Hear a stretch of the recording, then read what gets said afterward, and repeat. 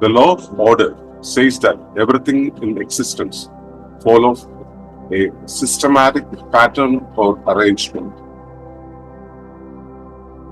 ഇതര ജഡവസ്തുക്കളുടെ സ്വതന്ത്രവും ക്രമമില്ലാത്തതുമായ ഘടനയിൽ നിന്നും വ്യത്യസ്തമായി ഒരു ജീവശരീരത്തിന്റെ ഘടന, അതിന്റെ നിർമ്മാണം, പരിചരണം, മാർഗദർശനം, പ്രതിരോധം, ശമനം, വംശീകരണം, ബാഹ്യവിനിമയം എന്നീ അടിസ്ഥാന ധർമ്മങ്ങൾ പാലിക്കത്തക്ക വിധത്തിൽ ക്രമീകൃതമാണ്. ഇതാണ് ജീവന്റെ ക്രമനില.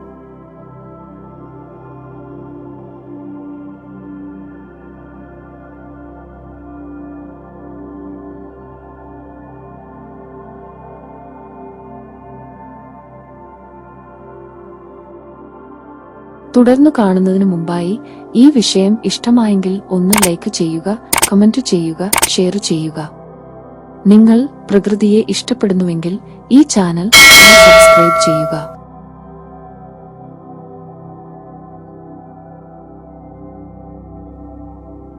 ഏവർക്കും നമസ്കാരം. ശുഭകരമാകട്ടെ, ദിനം സന്തോഷകരമാവട്ടെ, സൗഖ്യകരമാകട്ടെ. അനുഭവങ്ങളുടെ പരിപൂർത്തി നമ്മെ ഏവരെയും നയിക്കുവാണ്. ജീവൻ അതിന്റെ സമ്പൂർണമായ പ്രവർത്തന ക്ഷമത പ്രദർശിപ്പിക്കാൻ തയ്യാറെടുക്കുന്ന കുറേയേറെ പ്രാപഞ്ചിക പ്രതിഭാസങ്ങളെ ആധാരമാക്കിയാണ് നമ്മൾ സംസാരിച്ചത്. അതില് വളരെ പ്രധാനപ്പെട്ട ഒരു നിയമമാണ് ദ ലോ ഓഫ് ഓർഡർ എന്ന് പറയുന്നത്. നമ്മൾ ഒരു കൂട്ടം കുന്നിക്കുരു കയ്യിൽ ഒതുക്കി അത് മുകളിലേക്ക് ഒന്ന് എറിഞ്ഞു വന്നിട്ടുണ്ട്. അത് ചിതറി പോകുന്നത് കാണാൻ കഴിയും. ചിതറി പോകുന്നത് പതുക്കെ ചിതറി വീഴും. ആ വീണ് കിടക്കുന്ന കിടപ്പിനെ നമുക്ക് നിർവചിക്കാൻ കഴിയും.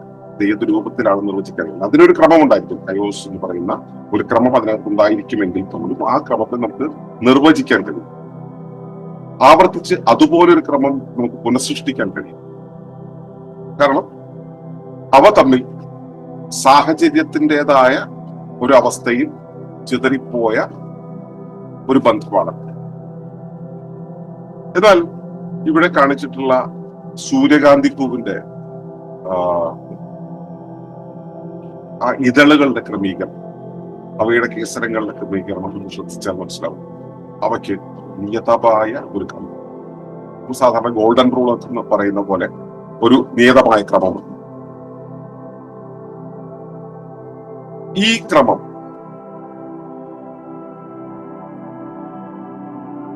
അതിന്റെ ഘടനയിൽ മാത്രമല്ല ഉണ്ടാവും. ഘടന എന്ന് പറയുമ്പോൾ നമ്മൾ സാധാരണ രീതിയിൽ ഭൗതികമായ ഘടനയാണ് പറയുന്നത്.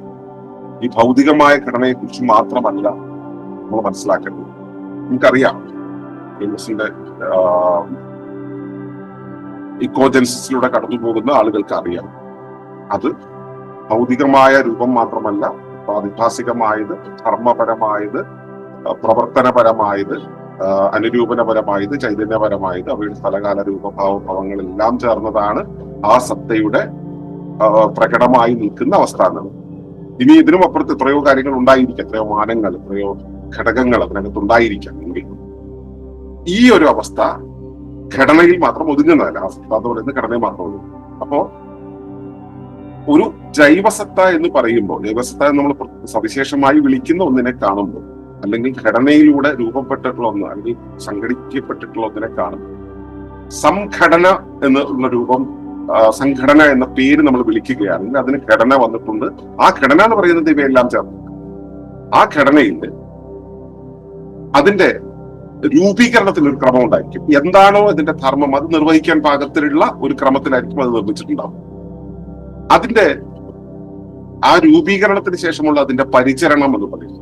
അത് സ്വയം പരിചരിക്കുന്നു, അതിന്റെ പരിസരത്തോടുള്ള പരിചരണം, അതിന്റെ എക്സിസ്റ്റൻസിന് വേണ്ടിയുള്ള പരിചരണം, ഇങ്ങനെയല്ല.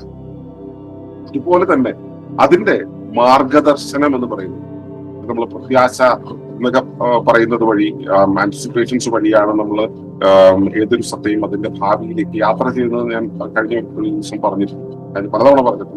അപ്പോ അതുപോലെ മാർഗദർശനം എന്ന് പറയുന്നത് എങ്ങോട്ടാണ് പോകേണ്ടത് എന്നുള്ള ദർശനം, അതിന്റെ വാസനയിലൂടെയും ചോദനകളിലൂടെയും ഒക്കെ ആണ് അതിന്റെ മാർഗദർശനം വന്നു ചേരുന്നത്. ഈ മാർഗദർശനം എന്ന് പറയുന്നതിന് ഒരു ക്രമമുണ്ടായിരുന്നു. അതുപോലെയാണ് അതിന്റെ പ്രതിരോധം. അത് ചുറ്റുപാടിൽ നിന്നും അതിനെ പ്രൊട്ടക്ട് ചെയ്ത് നിർത്തുന്ന പ്രതിരോധം. അതിന് അനുചിതമായ, അതിന്റെ ധർമ്മത്തിലും വ്യത്യസ്തമായ, അതിന്റെ പ്രവർത്തനത്തിലും വ്യത്യസ്തമായ ഒന്ന് വന്നു ചേർന്നാൽ അതിനെ പ്രതിരോധിക്കും. അതുപോലെ തന്നെയാണ് ശമനം. അതിനെന്തെങ്കിലും കേടുപാടുകൾ ഉണ്ടെങ്കിൽ അവയെ ശമിപ്പിക്കുന്ന അവസ്ഥ. അതിന്റെ വംശീകരണത്തെ തുടർന്ന് ഇതേപോലെ തന്നെയുള്ള പതിപ്പുകൾ ഉണ്ടാക്കുന്ന കാര്യങ്ങൾ, മറ്റുള്ളവയുമായിട്ട് ഇടപെടുന്ന ബാഹ്യവിനിമയം ഇങ്ങനെയുള്ള അടിസ്ഥാന ധർമ്മങ്ങളിലെല്ലാം കൃത്യമായ ഒരു ക്രമമുണ്ട്. ഈ ക്രമം എന്നുള്ളത് ഈ പറഞ്ഞ അടിസ്ഥാന ധർമ്മങ്ങളെല്ലാം പാലിക്കത്തക്ക വിധത്തിലാണ് ഉണ്ടാക്കിയത്. കാരണം ഇതിന് ഒരു ധർമ്മമുണ്ടല്ലോ. ഇപ്പൊ നമ്മൾ സ്ക്രൂ ഡ്രൈവർ ഉപയോഗിക്കുമ്പോൾ സ്ക്രൂ ഡ്രൈവറിന് ഒരു പർപ്പസ് ഉണ്ട്. ഒരു സ്ക്രൂവിന്റെ നടുവിലുള്ള ദ്വാരത്തിനനുസരിച്ച് ചേർന്ന് അതിനകത്തേക്ക് ചേർന്നിരുന്ന് അവിടെ നിന്നും ചാടിപ്പോകാതെ നിന്ന് അതിന് ഒരു ഭ്രമണ ഊർജം നൽകാൻ പാകത്തിന് അതിന് ബലമുണ്ടായിരിക്കണം. ഈ ഭ്രമണ ഊർജം പകരുന്ന അതിന്റെ പിടിയുണ്ട്. ആ പിടിയിൽ ശരിയായ ഗ്രിപ്പ് ഉണ്ടായിരിക്കണം. അതിലേക്ക് തള്ളി നിർത്താൻ പാകത്തിലുള്ള, ബലം ചെലുത്താൻ പാകത്തിലുള്ള ഒരു നീളം അതിനകത്ത്. ഇങ്ങനെ കുറേയേറെ സവിശേഷതകളുണ്ട് സ്ക്രൂ ഡ്രൈവർ ഉണ്ടാകും. അപ്പൊ ഈ സവിശേഷത എന്ന് പറയുന്നത് എന്താണ്? ഇവിടുത്തെ റിക്വയർമെന്റ് ആണ്. ധർമ്മം നടപ്പിലാക്കാനുള്ള, സ്ക്രൂവിനെ തിരിക്കുക എന്നുള്ള ധർമ്മം നടപ്പിലാക്കാനുള്ള ആവശ്യകതകളാണ്. ഈ ആവശ്യകതകൾ പാലിക്കാൻ പാകത്തിലുള്ള ക്രമത്തിലാണ് ആ സ്ക്രൂ ഡ്രൈവർ രൂപകൽപ്പന ചെയ്യുന്നത്. അതിൽ നിന്നും അല്പം ഭേദം വന്നാൽ ഈ ധർമ്മം നിർവഹിക്കാൻ കഴിയാതെ. അപ്പോ ധർമ്മനിർവഹണത്തിന് പാകത്തിലുള്ള ഒരു ഘടന അതിന് വന്നു ചേരും നിർമ്മാണത്തിന്റെ സമയത്ത് തന്നെ. കുറച്ച് ഉയർന്ന ജീവികളിലാണെങ്കിൽ ഭാവിയിൽ അതിന്റെ ധർമ്മം നിർവഹിക്കണമെങ്കിൽ എന്ത് ഘടനയിലേക്ക് പോകണമോ അതിനു വേണ്ടുന്ന ബേസിക് ഫാക്കൽറ്റികൾ, അടിസ്ഥാനപരമായ ഗുണങ്ങൾ, ശേഷികൾ എന്നിവ അതിനകത്ത് ലീനമാക്കി എംബഡ് ചെയ്ത് വെച്ചിട്ടുണ്ടാവും. അതുണ്ടായി വളർന്ന് പക്വപ്പെട്ട് രൂപപ്പെട്ടതിന് ശേഷമാണ് ധർമ്മം നിർവഹിക്കുക. അപ്പൊ അതുവരെയുള്ള ഒരു ഒഴുക്കിലേക്ക് തന്നെ വേണ്ടുന്നത് എന്തോ അതെല്ലാം നിർമ്മിച്ചു കൊണ്ടിരിക്കും. അപ്പോ ഇവയ്ക്കെല്ലാം തന്നെ ഒരു ക്രമം നൽകി എങ്ങനെ അത് ഡെവലപ്പ് ചെയ്യണം, ആദ്യം അത് എങ്ങനെ ഉണ്ടാകണം, പിന്നീട് എങ്ങനെ ഡെവലപ്പ് ചെയ്യണം, പിന്നീട് എങ്ങനെ പ്രവർത്തിക്കണം എന്നുള്ളത്. അതാണെങ്കിൽ അതിന്റെ പരിചരണത്തിൽ ഇപ്പോ ഈ ഒരു പ്രത്യേക ധർമ്മം നിർവഹിക്കേണ്ട ഒന്നിന് ആ ധർമ്മം നിർവഹിക്കാൻ പാകത്തിലുള്ള ഫാക്കൽറ്റി ഉണ്ടെങ്കിൽ പോലും ജീവിതക്രമം കൊണ്ട് എവിടെയെങ്കിലും എന്തെങ്കിലും അപാകം ഉണ്ടായിട്ടുണ്ടെങ്കിൽ അതിനെ പരിചരിച്ച്, അതിന് ഒരു ബുദ്ധിമുട്ട് വന്നു കഴിഞ്ഞാൽ അതിനെ ശമിപ്പിച്ച്, അതിനെ വഴിമാറിപ്പോയിട്ടുണ്ടെങ്കിൽ അതിനെ തിരിച്ച് ആ വഴിയിലേക്ക് എത്തിച്ച്, അതുപോലെ തന്നെ വെളിയിൽ നിന്നും എന്തെങ്കിലും ശല്യങ്ങൾ ഉണ്ടെങ്കിൽ അതിനെ പ്രതിരോധിച്ച് ഈ ധർമ്മം ചെയ്യാൻ പാകത്തിൽ വീണ്ടും പിടിച്ചു നിർത്തി ഇനി ഈ ധർമ്മത്തിന്റെ തുടർച്ച ഉണ്ടാകണമെങ്കിൽ ആ തുടർച്ച നടപ്പിലാക്കാൻ പാകത്തിൽ ഇതിന്റെ ആയുസ്സിന് ശേഷവും നിലനിൽക്കാൻ പാകത്തിലുള്ള വംശങ്ങളെ ഉണ്ടാക്കി അത് കൃത്യമായിട്ട് അതിന്റെ ചുറ്റുപാടുമായി വിനിമയം ചെയ്ത് ഒക്കെ പോകാൻ പാകത്തിലുള്ള ഒരു പ്രവർത്തന ക്രമീകരണം പോലും അതിനകത്ത് ലീനമാക്കി വെച്ചിട്ടുണ്ടാവും. അപ്പോ ജീവൻ എന്ന് പറയുന്ന ആ ഒരു സംവിധാനം ഇതെല്ലാം ഇത്ര വളരെ ഇന്റലിജന്റ് ആയിട്ട്, വളരെ വിശിഷ്ടമായിട്ട് ക്രമീകരിച്ചിട്ടുണ്ട്. ഇത് ഒരു ധർമ്മം നടപ്പിലാക്കുന്ന സമയത്തുള്ള ഒരു പ്രവർത്തനമല്ല. ഈ ധർമ്മം എന്താണോ അത് നടപ്പിലാകേണ്ടതുണ്ട് എന്ന് പ്രകൃതിക്ക് അല്ലെങ്കിൽ ഉപരിവ്യവസ്ഥയ്ക്ക് തോന്നുന്ന ഒരു സമയത്തിന് മുമ്പ് തന്നെ ആ രൂപത്തിൽ രൂപപ്പെടുത്തി വെച്ചിട്ടുണ്ടാവും ഈ കാര്യങ്ങളെല്ലാം. ഈ സമയത്ത് ഇന്നത് വന്നിട്ടുണ്ടതും ഇങ്ങനെ സംഭവിക്കുന്നുണ്ട്. അപ്പൊ ഇതിന്റെ ഭാഗമായിട്ടാണ്, ഇത്തരം ഒരു രീതിയുടെ ഭാഗമായിട്ടാണ് അതിന്റെ സവിശേഷ ക്രമം ഉണ്ടാക്കുന്നത്. അപ്രോപ്രിക് കോസ്മോളജി പറയുന്നതനുസരിച്ച് മനുഷ്യൻ ഉണ്ടാകുന്നത് മനുഷ്യൻ എന്നുള്ള രൂപത്തിൽ ഉണ്ടായപ്പോഴല്ല, പ്രപഞ്ചം എന്നുണ്ടായോ അന്നു മുതൽ തന്നെ മനുഷ്യനും ഉണ്ട് എന്നുള്ളത്. മനുഷ്യന്റെ രൂപത്തിലല്ല ഉണ്ടായിട്ടുള്ളത്, അന്നു മുതൽ ഉണ്ടായി. നമുക്ക് വിവാഹം കഴിഞ്ഞു, എന്റെ ഉള്ളിൽ അല്ലെങ്കിൽ എന്റെ ഇണയുടെ ഉള്ളിൽ എന്റെ ഒരു കുഞ്ഞ് രൂപം കൊണ്ടു കഴിഞ്ഞാൽ എന്റെ കുഞ്ഞുണ്ടായി എന്ന സന്തോഷത്തിലേക്ക് നമ്മൾ എത്താം. ആ സമയത്ത് കുഞ്ഞ് വളരെ ഒരു ചെറിയ സൈഗോട്ടിന്റെ വലിപ്പം ഉണ്ടാവും. പക്ഷെ അപ്പം മുതൽ അതുണ്ടായി വരികയാണ്. എന്റെ കുഞ്ഞുണ്ടായി കഴിഞ്ഞാൽ അതൊരു വ്യക്തി എന്നുള്ള രൂപത്തിലായി തീർന്നിട്ടില്ല, പക്ഷെ അപ്പോഴും അത് ആയി എന്നുള്ള ഒരു അർത്ഥത്തിൽ തന്നെയാണ് നമ്മൾ ഇതിനെ എടുക്കുക. അതുപോലെ ആ വളർച്ചയുടെ എല്ലാ ഘട്ടങ്ങളിൽ കൂടെയും കടന്നു പോകേണ്ടതുണ്ടെങ്കിൽ പോലും അതിനു പോലും ഒരു ക്രമം നൽകിക്കൊണ്ടാണ് പ്രകൃതി ഇതിനെ ഒരുക്കുന്നത്. അപ്പോ ഇതിനു മുമ്പ് തന്നെ ഇതൊക്കെ ഇങ്ങനെയാണെന്ന് പറയുന്ന ആ ഇങ്ങനെയായിരിക്കണം എന്ന് പറയുന്ന ഒരു അവസ്ഥയാണ് നമ്മൾ നിയതം എന്ന് പറയുന്നത്. ആ നിയതമായ ഒരവസ്ഥയിലൂടെ പോകുന്നതിനെയാണല്ലോ ക്രമം എന്ന് പറയുന്നത്.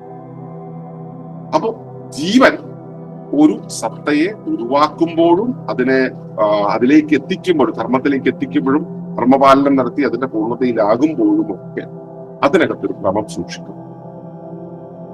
ഈ സവിശേഷ സ്വഭാവത്തെയാണ്, ഈ സവിശേഷ പ്രതിഭാസത്തെയാണ് ജീവന്റെ ക്രമനിയമം. നിങ്ങൾ കാണുന്ന ശരീരത്തിൽ, നിങ്ങൾ കാണുന്ന ഒരു ചെടിയില്, നിങ്ങൾ കാണുന്ന ഒരു കല്ലിൽ പോലും ക്രമനിയമമുണ്ട്. അത് ചിലപ്പോൾ നമുക്ക് ഡിഫൈൻ ചെയ്യാൻ പറ്റണമെന്നില്ല. അത് എന്ത് ക്രമമാണെന്ന് നമുക്ക് പറയാൻ ചിലപ്പോൾ കഴിയണമെന്നൊന്നുമില്ല. പക്ഷെ ഈ ക്രമനിയമം നിങ്ങൾ നിരീക്ഷിക്കുക.